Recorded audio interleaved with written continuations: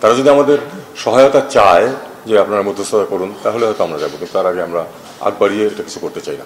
আমাদের অবস্থান হচ্ছে খুব স্পষ্ট, আমরা শান্তি চাই দক্ষিণ এশিয়ায়। আমরা জানি যে ভারত এবং পাকিস্তানের মধ্যে দীর্ঘদিন থেকে বিভিন্ন ইস্যুতে সংঘাতময় সম্পর্ক আছে, কিন্তু আমরা চাই না যে এখানে কোনো বড় কোনো এমন সংঘাত সৃষ্টি হোক যেটা এই অঞ্চলের মানুষের জন্য কোনো বিপদের কারণ হয়ে উঠতে পারে। আমরা চাইব, ভারত পাকিস্তান দুই দেশের সাথে আমাদের সুসম্পর্ক বিদ্যমান, আমরা চাইবো যে তারা আলাপ আলোচনার মাধ্যমে তাদের সমস্যার সমাধান করে ফেলুক। আমরা ইতিমধ্যে দেখেছি যে মধ্যস্থতার প্রস্তাব দু একটি দেশের কাছ থেকে এসেছে। যেভাবেই হোক, মধ্যস্থতার মাধ্যমে হোক অথবা দ্বিপক্ষীয় আলাপ আলোচনার মাধ্যমে হোক, আমরা চাই যে উত্তেজনা প্রশমিত হোক এবং শান্তি বজায় থাকুক।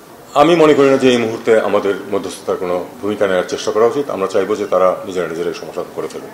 তারা যদি আমাদের সহায়তা চায় যে আপনারা মধ্যস্থতা করুন, তাহলে হয়তো আমরা যাবো, কিন্তু তার আগে আমরা আগ বাড়িয়ে এটা কিছু করতে চাই না। এখন পর্যন্ত আমরা এই ব্যাপারে কিন্তু পত্রপত্রিকাতেই দেখেছি, এর বাইরে কোনো অফিসিয়াল কমিউনিকেশন আমাদেরকে দেওয়া হয়নি। আর আপনারা জানেন যে অফিসিয়াল কমিউনিকেশন দিলেও আমাদেরকে দেখতে হবে যে আসলে তারা বাংলাদেশের লোক কিনা। যদি বাংলাদেশের মানুষ হয় আমরা তাদেরকে অবশ্যই ফেরত নেব, কিন্তু বাংলাদেশের মানুষ কিনা এটা কিন্তু প্রমাণ সাপেক্ষ, কারণ ভারতেও আমরা জানি যে প্রচুর বাংলাভাষী আছে। বাংলা কথা বললেই যে বাংলাদেশের মানুষ, এমন কোনো নিশ্চয়তা নেই।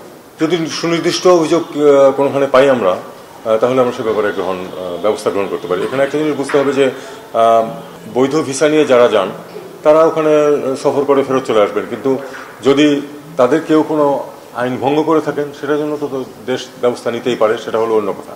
কিন্তু না হলে আমরা চাইবো যে বৈধ ভিসা নিয়ে যারা যাচ্ছেন তারা তাদের সফর শেষে ফিরে আসুন।